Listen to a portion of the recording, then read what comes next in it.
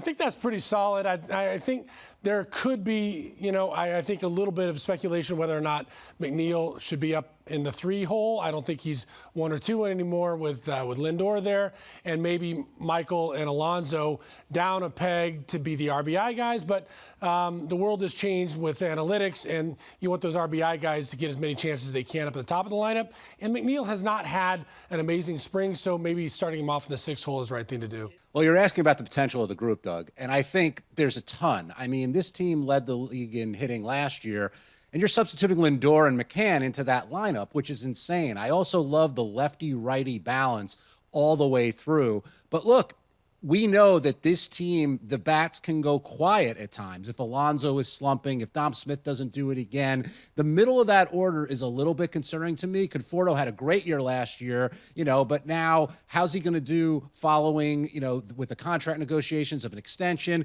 Lindor, I think, is going to be great, but Lindor did not have a great year last year. So the potential is really outstanding, and I think it's going to be one of the most potent lineups in the National League. I love the lefty-righty balance with the couple switch hitters thrown in the middle. It's going to be a very difficult team to pitch against when you face them. And Jacob deGrom's got to be pleased that he's got these bats in there when he takes the hill on opening day. Yeah, that's for sure. DeGrom will get the run support, I'm sure, this year that he's been lacking for so much of his prime so far. And look, this lineup, when you look at it like that, laid out, you think this is one of those lineups that's just going to be objectively fun to watch. I think back, I remember to the kind of early 2000s Yankees. They were just post-dynasty, but any given night, they'd roll out like Jeter, Damon, Matsui, Giambi, Zio briefly, just like sort of one guy after another, where you're like, those guys are fun to watch hit, and it's fun to watch the lineup put together runs as a total group. Now, I'm not comparing the Mets this year quite to that, but